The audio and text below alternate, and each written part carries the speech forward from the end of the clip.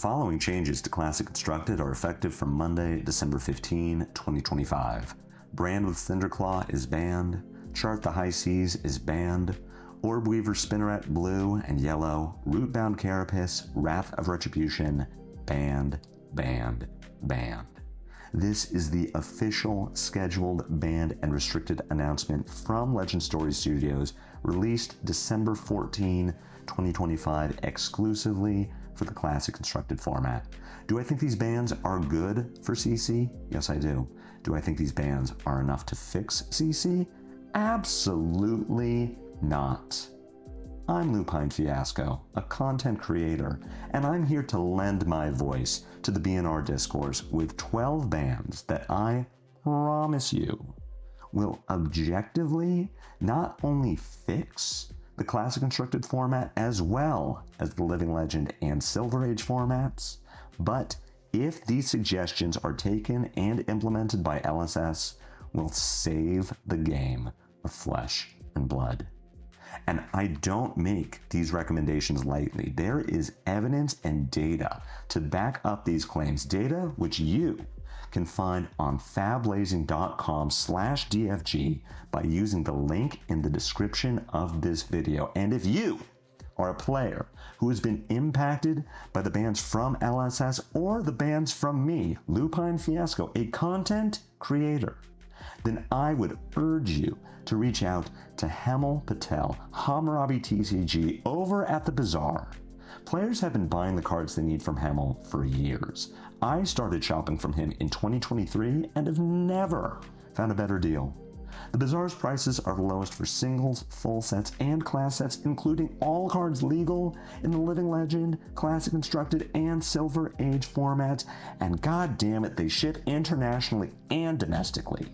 Keep watching this intro for contact information, then reach out to Hemel on Blue Sky, Discord, email, or Twitter to see what he can do for you. Now, enough fucking around. You're here to hear how I would fix Flesh and Blood and save it for years to come, and we're gonna jump in right now.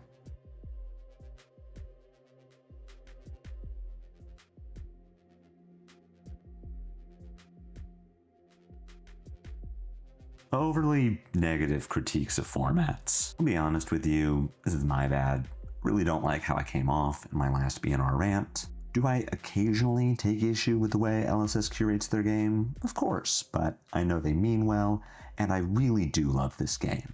I'm aware of the awesome power I hold as a content creator to sway the hearts and minds of gamers worldwide, and I don't feel like my last rant paid enough respect to the great influence I command. For all its faults, Flesh and Blood is the best TCG on the market, and LSS does an admirable job keeping it fun and fresh. I'm excited to be a part of our community and to keep playing the game, and I want to be more upfront about that. Maybe it's the spirit of the season getting to me, but I resolve to give LSS more grace for their missteps and to share the joy that this game gives me with all of you. High Octane ruined the LL format.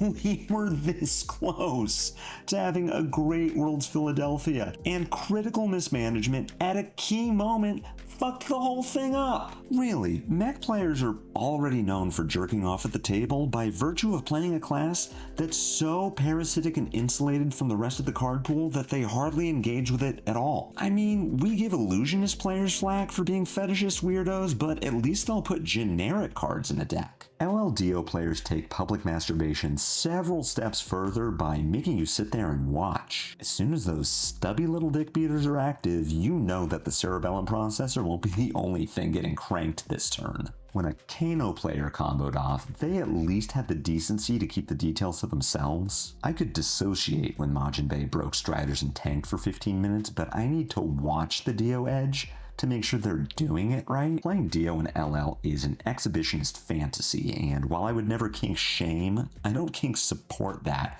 for 100+ game actions in a turn.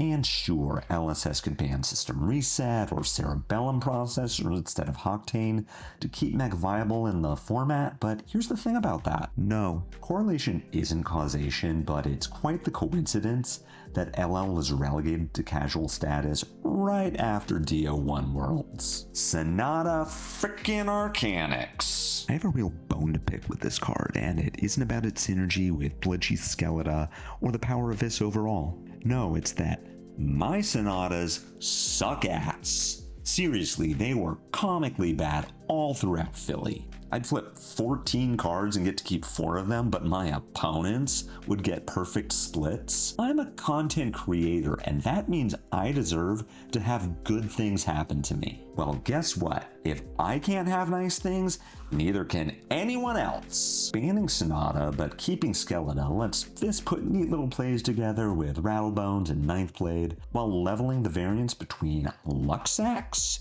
and stronger, more deserving players like me. Reducing the power of Dio and Viscera is really going to help balance the format when we see it again in 2030. Tarantula Toxin. Verdance is trending down as decks become more tuned to beat her, and Gravy seems to be falling off as aggro becomes more prevalent. Marionette is in a great spot to take over the meta, which we can see from its win rate over the past few classic constructed events. That sucks. I hate it. I don't want it.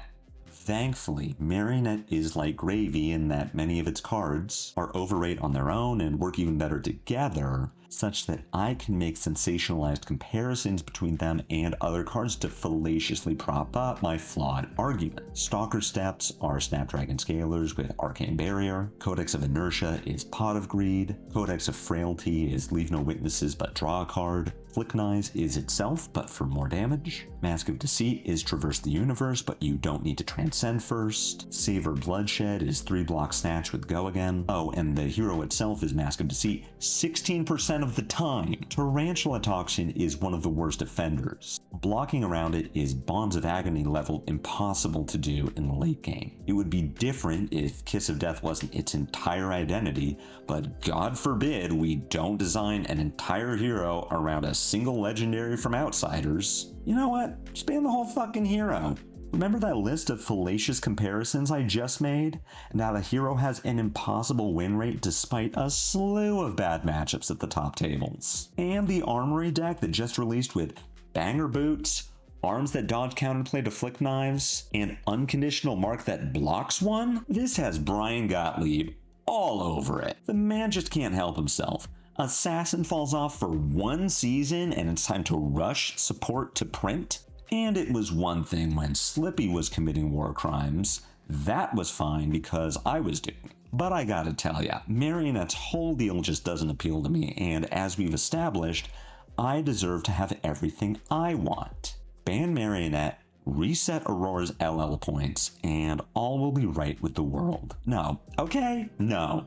What in the Shadow the Hedgehog, Sasuke Uchiha, Omewa Shinderu, Nothing Personnel Kid were they thinking when they printed Marionette? Did the emo scenester market need tapping? Was there a distinct lack of trench coats and fedoras at Callings? Get these jokers out of here. You don't even need to ban Marionette if you ban the people who play it. Now Syndra players? Pillars of the community. Slippy players? Silly little guys, gals, and non-binary pals. Marionette players are a problem. And if you just ban the hero, they'll flock to whatever the next most edgelord hero is. It's probably Vincent, and we can come for her later. Nip this problem in the bud and ban Marionette players. MPG blocks. Speaking of the worst players in our community, don't you think I've forgotten about the Guardian players? They get an entirely new format with an entirely new hero, and what do they do with it? Block slop. I'll bet most of you watching this didn't know there were yellow 4 blocks before Sage was announced, did you? I'll give LSS the benefit of the doubt on this one since Mastery Pack Guardian was unfortunately released so far behind schedule. Just like Fearless Confrontation, these would have been a meme if they had been released in November of 2024. But now, in nearly the year 2026 of our Lord, a full suite of cards that block for 4 and pitch for half a sledge in a format where heroes are lucky to be on rate and God forbid can connect an on hit is pretty goddamn silly. Silver Age could have been the Wild West before I started playing it, but I'm here now, and I really want to play Briar, so I'm going to need LSS to ban unconditional one-card answers to burn up and snatch. Guardian support in pen. Thank goodness for Magmatic Carapace, said delusional Guardian players who are apparently still hurting for new cards. Has any other group of players received support in 2 consecutive sets and still wanted more help? Guardian players, I'm starting to think the problem may not be with your class. We can't keep up with Assassin Disruption, they say after receiving Test of Iron Grip. Guardians can't convert hands when we get tempo, they say after the release of Instance that incidentally block 3? We need to keep too big of hands to do anything meaningful, they say looking directly at Valda's hero text. You ask me, it's time to sink or swim. At a certain point, LSS needs to stop coddling their favorite class and push the Guardians out of the nest. If you're nothing without pen support, then you shouldn't have it, and I am imploring LSS to take it away. Just Guardian players. I mean, really. Guardian players, the eternal victims, am I right? They've had it too good for too long, and I am sick of it. Runechant tokens. Now, in keeping with my goal of being less negative, it isn't lost on me that I've recommended LSS ban 1 hero and 2 groups of players. That's probably enough for today, you know? It's the holidays, and I want to keep it light. So, to rein in Chain without touching him or his player base, I am proposing the banning of Runechant tokens. We all know the rules of Fab say a player must be able to produce any token that their deck can create or else they get disqualified. I think. I wouldn't know. I'm a content creator, not a judge. Anyway, if we take away Chain players' ability to make Runechant tokens with Malefic Incantation or read the runes, they can no longer cheat out their RuneGate attacks. I'm pretty proud of this one, y'all. It's an innovative ban that hits the top deck with hardly any collateral damage to the rune blades that people actually like. The ability for KANO players to concede in Road to National events. Y'all think I haven't seen this before? Do y'all think I'm stupid? I remember the Briar players conspiring to keep her legal for another RTN season. You only need to top 4 in RTN to qualify for Nationals, so all those KANO 1 tricks who don't want to actually learn to play the game don't have an incentive to win and put points on him. He's 8 points, 2 wins, away from hitting LL and freeing us from this prison. And you know those conniving fucks are gonna do it too. They're gonna keep this obnoxious hero around for... I'm sorry, I should have muted this before recording. Hello? Yeah, I know Battle Hardened Vienna. KANO 1? You got how many points?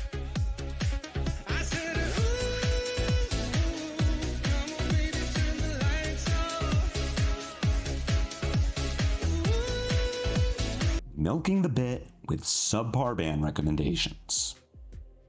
Another successful round of emotionally stable, rational, and well thought out ban recommendations, everyone. I understand that LSS is probably slowing down for the holidays, but I'm really looking forward to receiving my invitation to join the dev team next year. All of my recommendations just make the game better. Speaking of the holiday season, I hope that you're all having an amazing one.